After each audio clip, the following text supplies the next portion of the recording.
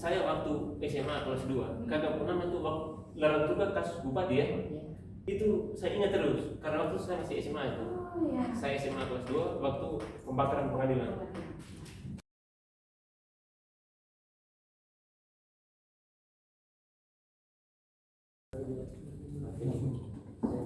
Perlu apa? Menjelaskan soal banyak orang yang mempertahankan posisi komisi judisial dalam tatanan banyak orang yang belum paham. Mungkin juga, cuma satu hal lembaga itu seperti dalam dia. Lembaga itu kan tidak seperti polisi jaksa. Mau bicara polisi kan tadi. Kakak bisa baik.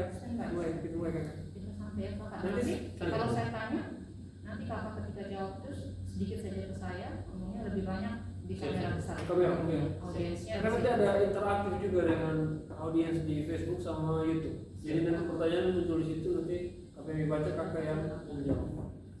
Kita sebut kakak saja ya. Tidak. Pakai saja. Sapaannya Tribuners. Tribuners.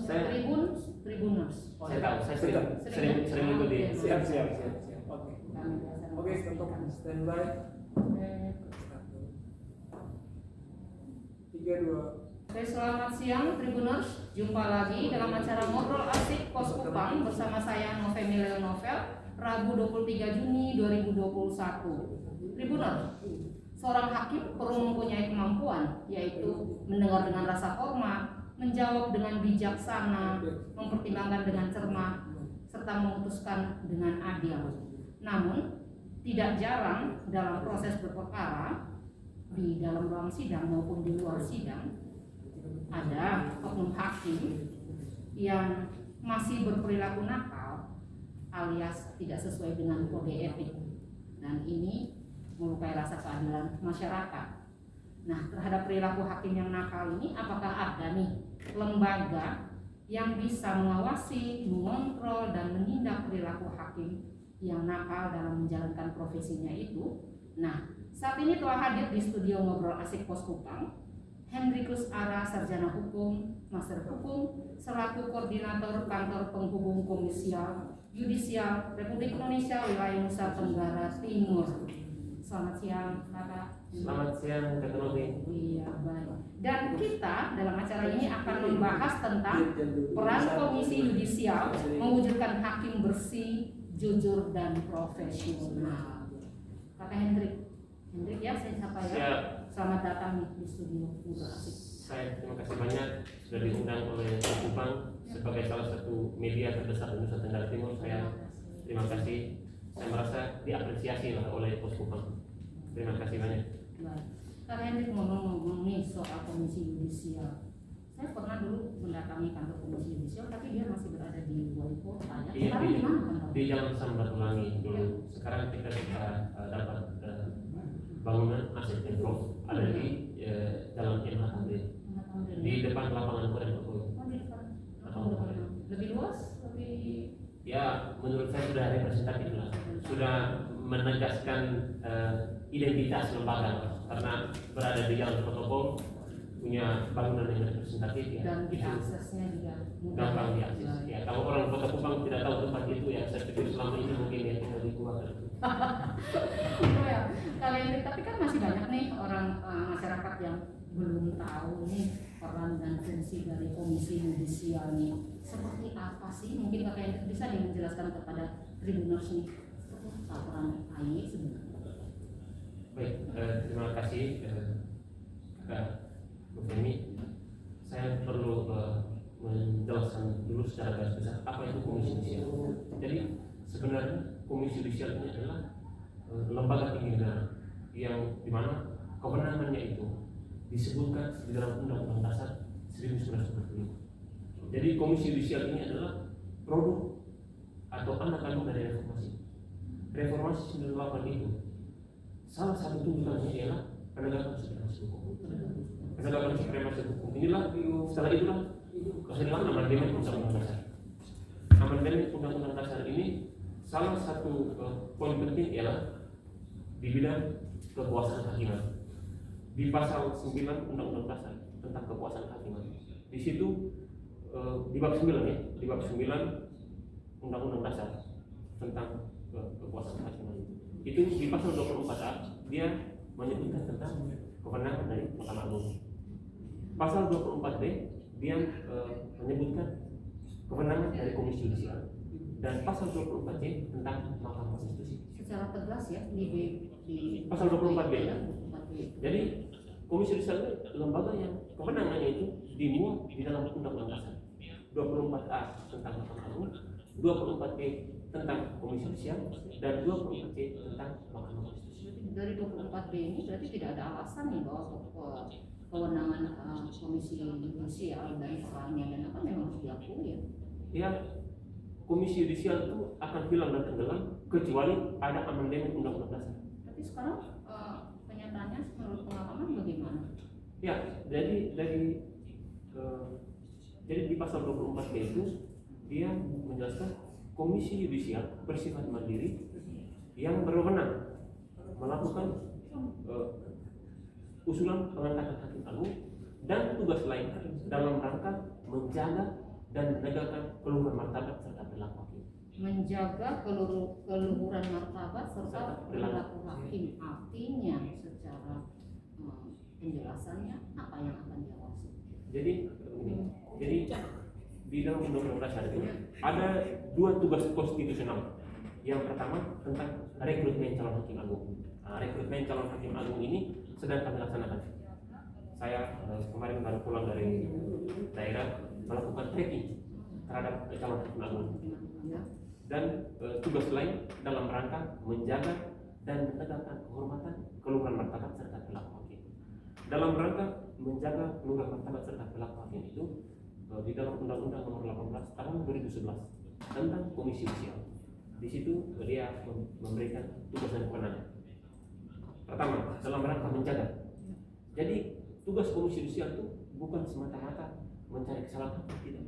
Kita pertama menjaga hakim itu, misalnya melakukan advokasi terhadap hakim. Artinya agar dia bisa menjalankan profesinya itu dengan benar-benar dengan baik, dia dihindarkan dari teror, intimidasi. Itu Komisi Yudisial harus menjaga, menegakkan keluhuran martabat perilaku. Yang berikut, menegakkan itu kan tindakan represif. Kalau menjaga itu preventif. ya. Kalau menegakkan itu kita menerima laporan masyarakat berkaitan dengan adanya dugaan pelanggaran kode etik yang dilakukan oleh hakim, melakukan pemantauan persidangan. Jadi kalau pemantauan persidangan itu ada dua jenis, pemantauan yang dimohonkan oleh masyarakat dan pemantauan atas inisiatif Komisi Yudisial. Apakah berarti setiap persidangan ada Komisi Yudisial di beracara itu, berperkara itu? Jadi begini Pak Feni. Jadi kalau perkara yang dimohonkan oleh masyarakat itu berarti masyarakat melihat bahwa perkara saya ini harus diawasi oleh Komisi Yudisial nih. Kalau tidak diawasi ada dugaan bisa terjadi ya. Maksudnya mereka mengantisipasi. Antisipasi lah. Ya. Ada juga karena mereka menemukan ada dugaan pelanggaran sehingga mereka mohon untuk dipantau supaya persidangannya berjalan objektif, transparan. Tapi ini menarik nih Kakak Hendrik. Ketika diduga harus mengantisipasi supaya perkara ini berjalan baik, berarti masyarakat boleh dong meminta kepada Komisi Yudisial untuk mengawasi, bisa?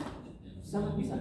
Dan prosedurnya seperti apa? Prosedurnya itu jadi permohonan pemantauan itu bisa melalui email, juga karena permohonan itu juga ada online, dan juga bisa mendatangi langsung kantor Komisi Yudisial.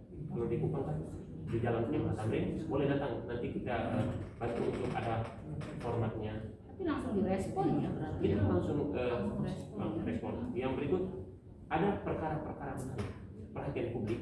Itu kan tidak ada pemohon dari masyarakat. Kalau kita ambil inisiatif. Karena perkara itu mendapat atensi yang besar dari publik. Nah, itu kalau semua perkara kita datang, kita kan juga kekurangi sumber daya manusia. Apalagi di NTT ini Pak Femi, ada 16 pengadilan negeri, 14 pengadilan agama yang tersebar di pulau. Seluruh hakim kita NTT berapa banyak? Iya. Kalau seluruh hakim itu sekitar 200-an yang diawasi, dipantau atau dia oleh KY ya, 200-an di wilayah sekitar NTT. 200-an karena ada 34 pengadilan. Itu kan sudah termasuk pengadilan militer, pengadilan tun, Ya. pengadilan tinggi, dan pengadilan tinggi agama. Berarti di pengadilan militer juga bisa Iya. mengawasi. Iya. Ya. Karena pengadilan militer kan ada di badan peradilan di bawah Mahkamah Agung. Ya.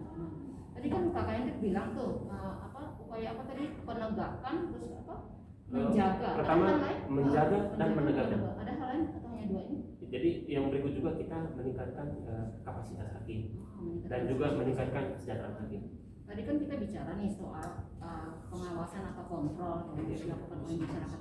Memangnya jenis-jenis kasus, ya saya bilang kasus, apa sih yang bisa dilaporkan kepada kalian?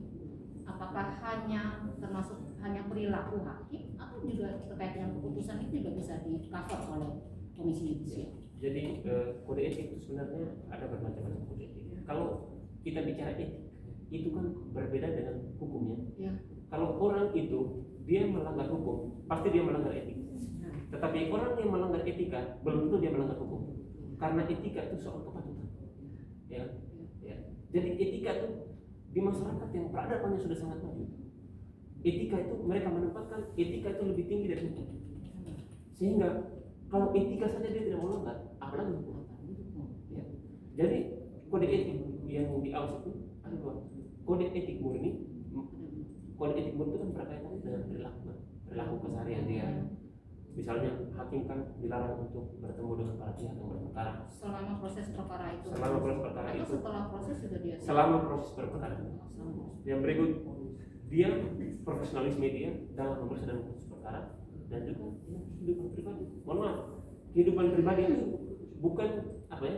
Komisi Yudisial dan Mahkamah Agung itu bukan mau mencampuri hak asasi ya, dia. misalnya kasus yang terakhir kan perselingkuhan itu juga menjadi Masuk ke dalam kode etik. Masuk ke Yang dalam diawasi kode oleh etik. Komisi Yudisial. masuk dalam, dan itu kalau terbukti itu merupakan pelanggaran yang paling berat. Ya. Berarti kalau kita mau bilang ruang lingkup hakim juga sangat kecil ya ketika bermasyarakat. Ya. Kalau ke tempat-tempat karaoke gitu boleh nggak? Tidak boleh. Jadi seumur-umur hidup hakim tidak bisa nih masuk ke tempat-tempat karaoke. Selama dia menjadi hakim sebenarnya tidak boleh. Tapi itu kan sebenarnya kan orang refreshing ya. Iya, Sebenarnya. refreshing. Cuma Itu bagaimana tipisnya itu batasan Iya. dia refreshing atau Iya. dia bertemu klien dan sebagainya. Ya, itu artinya dia ini kan menjadi hakim. Mohon maksudnya hakim ini kan profesi yang berbeda dari profesi yang lain. Dan menurut saya profesi hakim itu tidak boleh sembarang orang menjadi hakim. Kenapa? Karena dia itu apa ya? Pertama dia disapa yang mulia. Ya.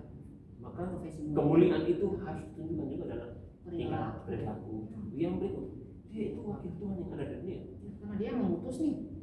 Dia memutus berdasarkan ketuhanan yang Maha Esa.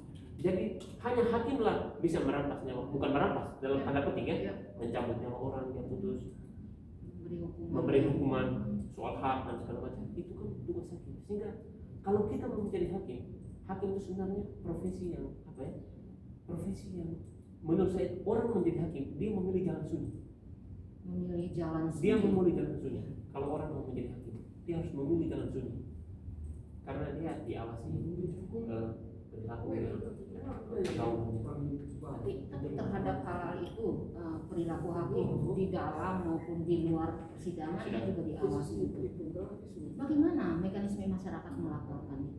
Apakah dia harus berbukti nih, memfoto, merekam, atau bagaimana? baik. Jadi memang objek pengawasan komisi judisial ini berbeda ya dari lembaga-lembaga lain. Kita ini pengawasan terhadap profesi yang bukan profesi yang biasa.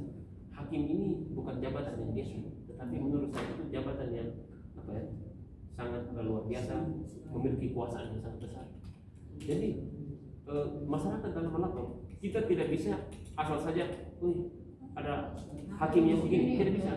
Semua laporan ke komisi yudisial itu harus didukung oleh data yang valid. Data valid, bukti tadi ya. Bukti, data yang valid, dan kita juga tidak sembarang memproses laporan masyarakat. Kita harus memvalidasi betul-betul laporan masyarakat ini betul-betul betul. Karena prosesnya itu bertahap. Karena tadi ini kan hakim, jadi kita tidak serta-merta ada laporan masyarakat. Lapor langsung. Apalagi opini Ya, di media tidak bisa kita jadikan itu sebagai ini. semua itu harus ada bukti yang valid dan kita memverifikasi semuanya secara detail. Tapi pada prinsipnya bahwa setiap laporan masyarakat tentu akan diterima ya, Pasti. tapi kemudian akan divalidasi, Validasi. klarifikasi. Biasa rentang waktu untuk klarifikasi atau validasi itu berapa lama? Ya paling lama maksimal? di peraturan kayak itu 60 hari. Hanya 60 hari ya. Setelah itu artinya sudah harus ditentukan bisa diproses atau tidak. Jadi kalau kita di kantor penghubung di provinsi itu kan kita menerima laporan masyarakat. Setelah itu kita melakukan verifikasi awal. Setelah lengkap kita kirim ke Jakarta. Nanti ada tim yang melakukan verifikasi dan anotasi. Jadi tingkat di pusat juga ada lagi Ada. yang mereka turun. Ya, jadi setelah itu sudah masuk ke verifikasi dan segala macam. Nanti dia masuk ke tahap panel. Di sidang panel itu nanti ditentukan apakah dilanjutkan atau dihentikan. Misalnya tidak cukup bukti dan segala macam, di panel itu dinyatakan tidak dilanjutkan. Nanti pelapor disurati bahwa tidak cukup bukti karena saudara tidak melampirkan bukti ini, kita tidak lanjutkan. Yang berikut, setelah panel menyatakan bahwa ditindaklanjuti, maka akan masuk ke sidang pleno. Oh, ada sidangnya juga. Sidang pleno itu oleh komisioner Oh, di daerah bersangkutan atau di Jakarta. Oh, di Jakarta. Ya. Oleh komisioner nanti di sidang pleno. Kalau sidang pleno itu yang Tanpa kehadiran para pihak atau para pihak nanti bisa dipanggil ke kalau para pihak itu sebelumnya itu sudah diperiksa. Oh, yang di tingkat daerah Di itu ya. sudah nanti ada tim ahli dari Jakarta, kita bersama nanti ada pemeriksaan. Setelah pleno, nanti terlapornya itu atau diminta klarifikasi. Setelah itu di pleno itu nanti apakah usul penjatuhan sanksi berat, sanksi berat, ringan, sedang. Kalau pleno itu menjatuhkan usulan sanksi berat, maka akan dibawa ke majelis kehormatan hakim. Oh, ada lagi majelis kehormatan. Majelis kehormatan hakim itulah yang memproses pelanggaran kode etik berat. Jadi majelis kehormatan hakim itu terdiri dari 3 hakim agung dan 4 pimpinan KY. Kalau dia naik sampai ke situ. Dia naik sampai ke sanksi berat. sanksi berat. Apa ada berapa kriteria ya? Sanksi ringan itu apa sudah ada petunjuk bahwa sanksi ringan itu berapa tahun? Sanksi sedang, sanksi berat ada. Ya ada. Sanksi ringan? Hasilnya itu misalnya teguran, Oh, hanya teguran. teguran Sanksi ringan ya. tulisan. Sanksi sedang. Sanksi sedang juga sama itu teguran tertulis. Kalau sanksi ringan itu misalnya pernyataan tidak puas. Kalau dia masuk ke sanksi berat itu misalnya Itu bisa sampai apa? pemecatan, Pemecatan bisa. pemberhentian dengan tidak hormat. Kalau pemberhentian tidak dengan hormat itu tanpa uang pensiun, Tanpa uang pensiun. itu pemberhentian dengan tidak hormat. Pertanyaannya, apakah di wilayah Provinsi Nusa Tenggara Timur ini Komisi Yudisial Nusa Tenggara Timur sudah pernah memecat hakim yang nakal, yang berperilaku melanggar kode etik? Jadi kalau Komisi Yudisial Nusa Tenggara Timur sih itu Memproses. kita memproses. Iya. Cuma yang berwenang itu kan majelis kehormatan hakim, seperti yang saya jelaskan tadi. Majelis kehormatan hakim itu kan ada dari unsur Mahkamah Agung dan unsur Komisi Yudisial. 4 dari Komisi Yudisial, 3 dari Itu dari Mahkamah Agung. Sudah ada hakim yang dipecat? Kalau yang saya catat, Iya. yang saya catat itu tahun 2010 itu ada. Berapa total? Saya yang kami catat itu ada 4. 4 ya, Ya. tidak main-main berarti. 4 itu catatannya. Tahun 2010 itu ada pemberhentian salah seorang hakim di PN Kupang. Tahun 2010 itu karena dia menyidangkan perkara yang di situ ada keluarga. Ada keluarga itu berarti bisa terkena ya? Karena itu ada konflik of interest. Oh iya, benar. Karena ya. ketika tidak akan imbang pasti tidak akan imbang karena ada keluarganya di situ. Jadi itu diberhentikan. Yang berikut tahun 2015 itu hakim di PN Rotendao itu ketua. Ketua. Itu 2015 Apa itu? itu saya sebutkan saja itu Ya. selingkuhan. Asusila ada. Ya, Oh, berarti selingkuh juga bisa dipecat Iya. ya? Ya. Tahun 2018 itu salah satu hakim di PN Kupang yang diajukan ke Majelis Kehormatan Hakim, tetapi jadi Majelis Kehormatan Hakim itu tempat di mana seorang hakim bisa membela diri. Dia bisa mengajukan pledoi di MK. Itu salah seorang hakim di PN Kupang, inisialnya EW ya. Tapi setelah MKH dia tidak hadir. dia tidak hadir di majelis kehormatan hakim. Terakhir kami dapat informasi bahwa dia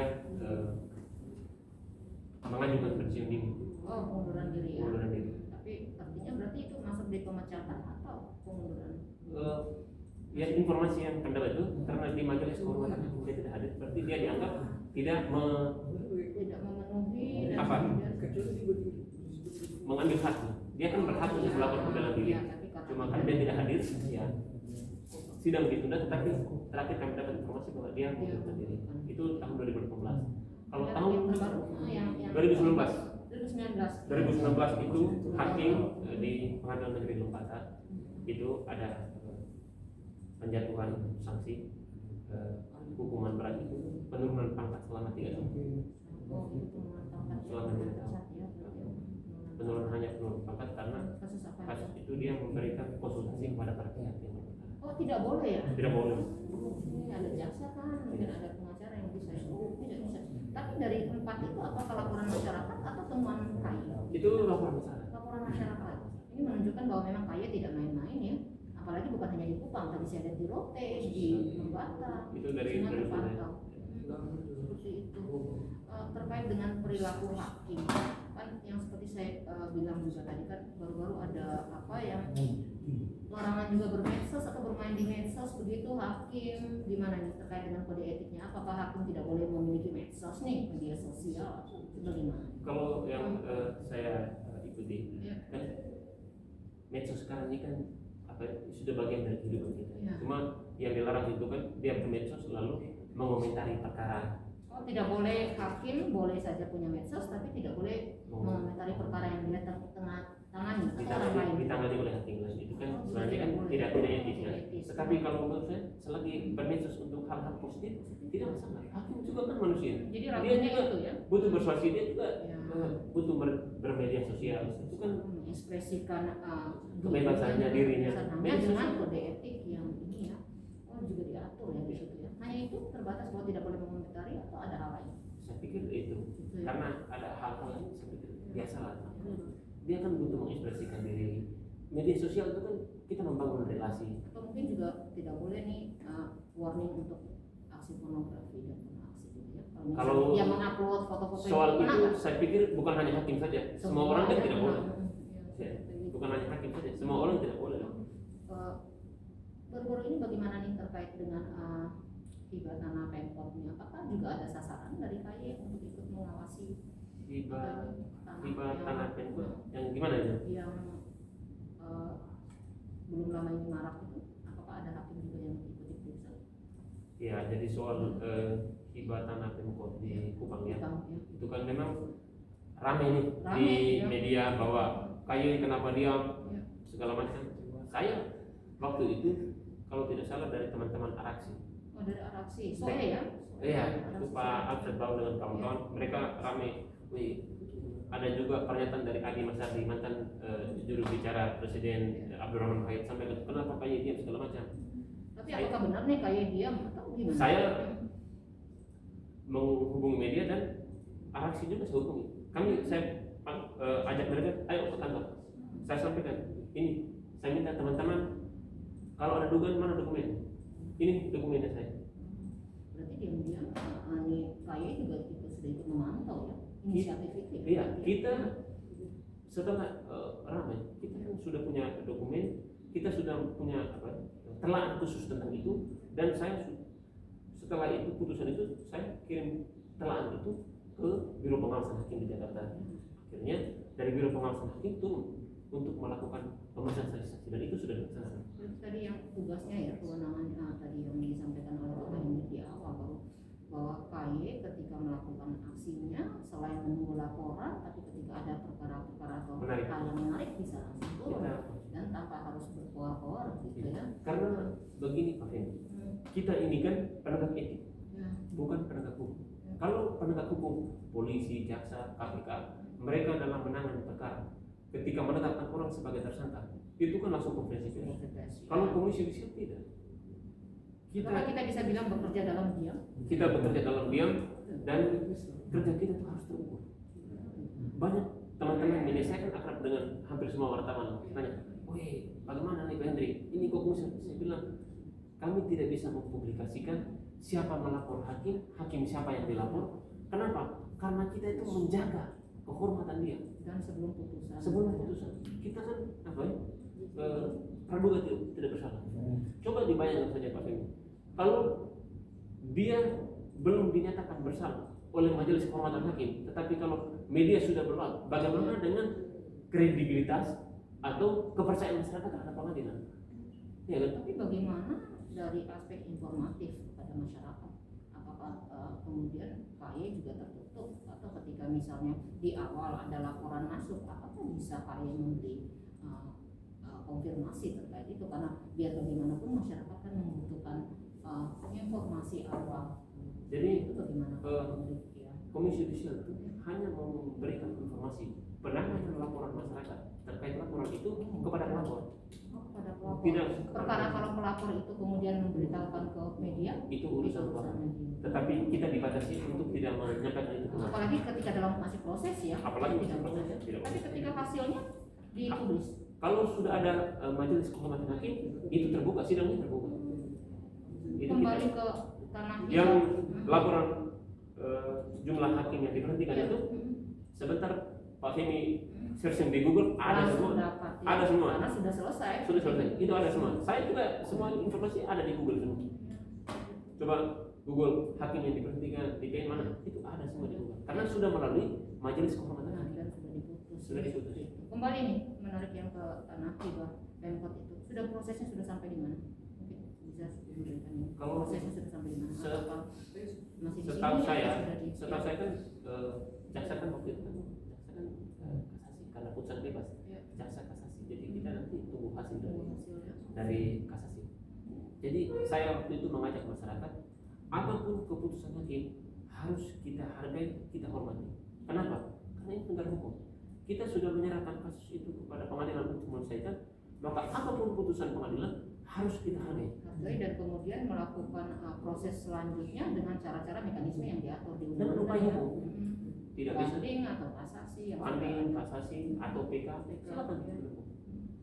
Karena kita terkait dengan hakimnya bagaimana yang diduga kemarin sudah sampai mana proses? prosesnya kemarin kan sudah ada konfirmasi. Saya kemarin konfirmasi dengan Biro Pengawasan Hakim, mengarah nanti mungkin hakimnya kita panggil untuk minta klarifikasi ya. Masih di tingkat sini Ya. ya. Untuk minta klarifikasi, bukan dipanggil sebagai apa? bukan dipanggil sebagai tersangka, tidak. Dipanggil untuk diklarifikasi. Untuk kemudian nanti ditentukan dinaikkan ke sana, Dinaikkan bagaimana? levelnya apakah ditindaklanjuti, ada pleno dan segala macam. Tapi artinya bahwa Komisi Yudisial Nusa Tenggara Timur respect terhadap Kita- persoalan ini dan sementara ditangani ya. Kita respect dan saksi-saksi semua kita sudah periksa semua terkait dengan apa ya, dugaan itu laporan kita sudah proses. Tapi ngomong kan banyak nih daerah di NTT nih, kabupaten 22 kabupaten Ya. kota nih diawasi kemudian menangani laporan masyarakat itu. Cukup nggak nih kita nih kuantitasnya Komisi Yudisial di Nusa Tenggara Timur? Stafnya berapa banyak sih? Saya harus sampaikan, jangankan di Nusa Tenggara Timur ya, untuk seluruh Indonesia itu sangat kurang, sangat kurang. Karena gini, kalau di Nusa Tenggara Timur itu ada 16 pengadilan negeri, 14 pengadilan agama, pengadilan tinggi, agama, pengadilan militer, pengadilan tata usaha negara. Total Sekitar ya ada 34 pengadilan di semua level ya, tinggi maupun negeri dan agama. Itu ada 34 dengan jumlah hakim sekitar 200-an. Karena itu tidak pasti, kenapa tiba-tiba ada TPM, ada yang keluar. Tetapi di rata-rata itu, rata-rata di pengadilan minus kelas 1 Akupang itu sekitar 20-an hakim. Karena ada hakim yang juga THI dan tipikor. Tetapi kalau di daerah biasanya 5-6 hakim satu pengadilan. Dan bagaimana kuantitas kita? Saya pikir itu jumlah hakim kurang. Kurangnya? Tetapi kalau pengadilan agama sih tidak, karena untuk pengadilan agama itu perkaranya kurang. Mungkin karena kita bukan mayoritas. Karena pengadilan agama itu kan hanya untuk teman-teman yang muslim, sehingga perkaranya tidak terlalu, beban perkaranya tidak terlalu besar. Tapi maksud saya tadi berapa banyak staf yang dimiliki Komisi Yudisial Nusa Tenggara Timur ini akhirnya bisa mengawasi hakim? Kurang nggak nih? sangat amat Dua digit atau masih satu digit? satu digit. Satu digit. Sangat amat kurang. Kita sangat amat keterbatasan karena apa yang kemarin ada mau Rekrutmen? bukan kemarin kan ada tim dari Komisi 3 DPR balik DPR untuk mau bicara tentang Kekurangan ini. revisi undang-undang KY. Ya, kita minta supaya ada peningkatan kuantitas. Kita juga minta penguatan wewenang. Kalau penguatan wewenang sumber daya manusia melalui rancangan undang-undang jabatan hakim yang baru. Dengan satu digit kualitasnya gimana, Pak Hendri? Dengan satu digit kuantitas kita di KY, kualitasnya kita gimana? Mumpuni nggak kita staf KY di NTT? Kalau ya saya tidak bisa menilai diri ya. Ya. Kalau staf di Komisi Sosial kan saya tidak bisa mengatakan bahwa kami di Komisi Sosial itu hebat-hebat semua kan tidak mungkin. Tapi paling tidak itu peningkatan penilaian. kapasitas. Cuma saya perlu sampaikan bahwa tahun 2020 itu kan kita ini kan juga pelayan publik, Iya. Pak Femi. Kita kan menerima laporan masyarakat, itu kan kita pelayan publik. Tahun 2020 saya berbangga karena survei indeks kepuasan masyarakat. KYDT menempati ranking 1 terbaik. Benar nih. Iya. Tahun 2000? Saya tahun 2020 kemarin indeks kepuasan masyarakat karena Dari versi dari mana? Indeks. jadi indeks kepuasan masyarakat itu kan wajib wajib dari Kemenpan Aparatur Sipil Negara itu kan tentang reformasi birokrasi itu kan semua lembaga negara itu disurvei setiap tahun tentang indeks kepuasan masyarakat terhadap layanan yang diberikan. Jadi semua lembaga itu ada disurvei setiap tahun. Dan bisa bertahan 2021 ini kita dapat predikat itu lagi nggak? Mudah-mudahan. Mudah-mudahan. Kami sih berusaha untuk bekerja terbaik. Soal apakah masyarakat yang mendapat layanan itu merasa puas mengapresiasi, ya bersyukur. Kalaupun tidak, kita berusaha untuk selalu berbenah. Perkara pelaporan atau pengaduan masyarakat setiap tahun ada peningkatan? Karena ini situasi pandemi ya. Ya. Jadi kalau tahun 2020 itu Kita punya berapa rata-rata? kalau kemarin itu penerimaan laporan masyarakat di tahun 2020 itu ada 22 laporan. 22 laporan. Terus sekarang ini dari bulan Januari sampai Mei kita di NTT sudah menerima 16 laporan masyarakat. Mungkin dipikir itu kecil, tetapi secara kuantitas kita menempati 10 besar seluruh provinsi yang ada di Indonesia. Berarti itu berarti termasuk besar. Besar, kita masuk 10 Dan besar. baru bulan Mei dia sudah 16, 16. padahal 2020 kemarin bahkan hanya 20 kan? Ini sudah 16 bulan Mei ya. Jadi sudah 16. kuantitas begini, kita kan NTT ini kan jumlah penduduknya kecil. Kecil. Kalau di Jawa Barat itu kan Ya, besar. itu kan 30-an. Jadi dari persentase itu kita menempati ranking 10 besar untuk penerimaan laporan masyarakat terbanyak. Apakah ini menunjukkan bahwa masyarakat NTT kita sudah mulai sadar untuk ikut serta mengawasi perilaku hakim dengan peningkatan ini? Saya Atau karena pelayanan KY cepat nih? kalau pelayanan saya tidak mau komentari, biarkan masyarakat yang mengomentari. Tetapi saya juga melihat, saya pikir belum terlalu optimal respon masyarakat karena begini. Satu secara geografis ya, secara geografis kita ini kan ada di wilayah kepulauan. Jadi misalnya dari daerah kan tidak mungkin ada Kupang, mungkin berkala dengan pos. Jadi itu juga kadang menjadi kendala. Satu lagi juga situasi pandemi juga mempengaruhi aktivitas. Tapi kita punya mail kan? Email. Laporan.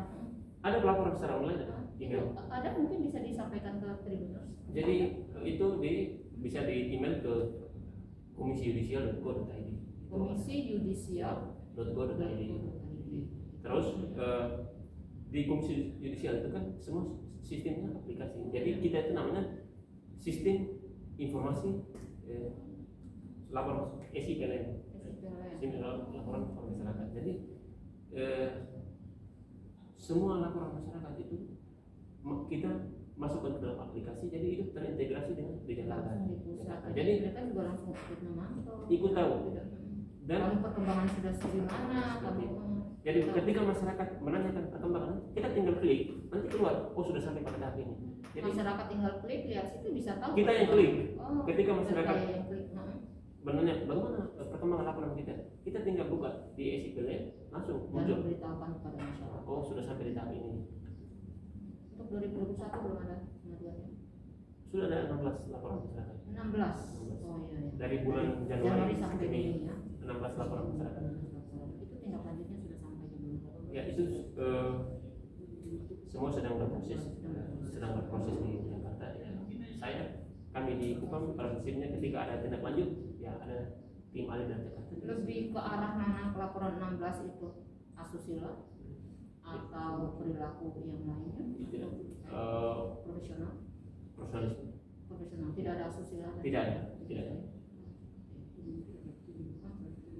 Baik, ini Pak Hendrik untuk di akhir nih mungkin kan pasti adalah sedikit himbauan ya untuk teman-teman hakim mungkin bisa sedikit pesannya. Ya, saya mitra ya. Saya berharap supaya hakim dalam memeriksa dan memutus perkara, pertama dia harus dengan profesionalisme, yang kedua harus juga dengan integritas, dan yang juga melihat dan coba merasakan bagaimana rasa keadilan masyarakat. Itu berarti hati nurani.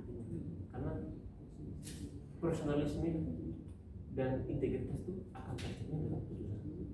Jadi kalau masyarakat merasakan putusan, artinya bahwa hakim sudah menunjukkan kemuliaan dia dalam jabatan itu.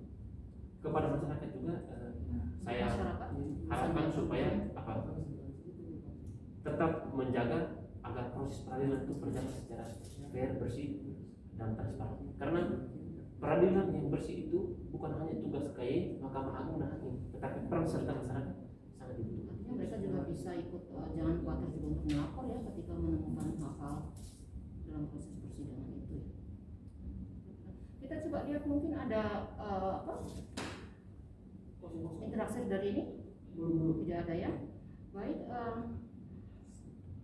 Bapak Hendrik, saya atas nama manajemen Pos Kupang menyampaikan terima kasih banyak karena Pak Hendrik sudah datang, bersedia ngobrol asik, dan kita sudah berbicara banyak tentang peran Komisi Yudisial mewujudkan hakim bersih, jujur, dan profesional ini. Semoga bisa datang lagi. Saya kemarin saya pikir kegiatannya di kantor, Ya. jadi justru saya yang berterima kasih. Ini kan kita sosialisasi Ya, mendapat tempat dari Pos Kupang. Saya terima kasih banyak. Kemarin juga Pos Kupang memberikan ruang untuk kita sosialisasi calon hakim agung. Saya terima kasih juga. Terima kasih. Baik, Gubernur, saya tidak menyimpulkan, tetapi dari pernyataan-pernyataan yang kami lakukan dalam ngobrol asik, untuk para hakim tadi sesuai pesan dari Pak Hendrik, untuk para hakim bekerjalah sesuai dengan tugas dan amanah yang diberikan oleh undang-undang, profesionalisme, integritas, dan juga berhati nurani ya.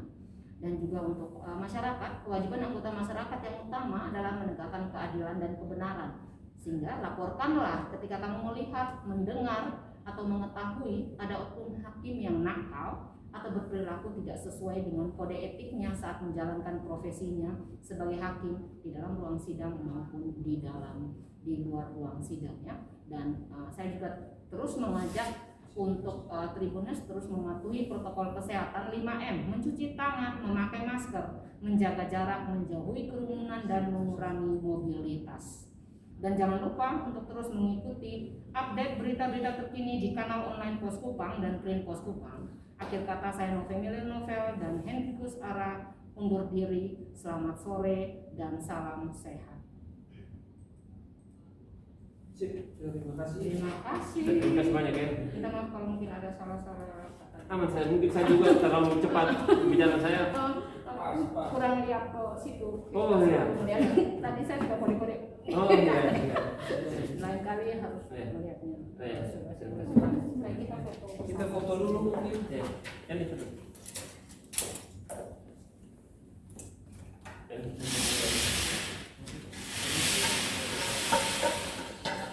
Oke nih. Ya. Jadi apa ya? Masalah hukum itu sebenarnya menarik, cuma apa ya? Masyarakat kalau kegiatan-kegiatan ini mau berpartisipasi sulit, tapi kalau ada persoalan hukum demo lancar. Yang itu tadi mekanisme yang kita tidak tahu nanti, ya kan? Cara-cara prosedur itu tidak tahu. Ya kan?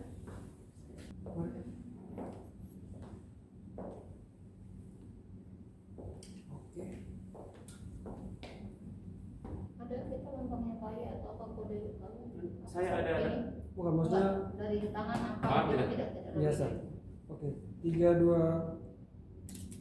Sekali lagi 32. Oke. Oke.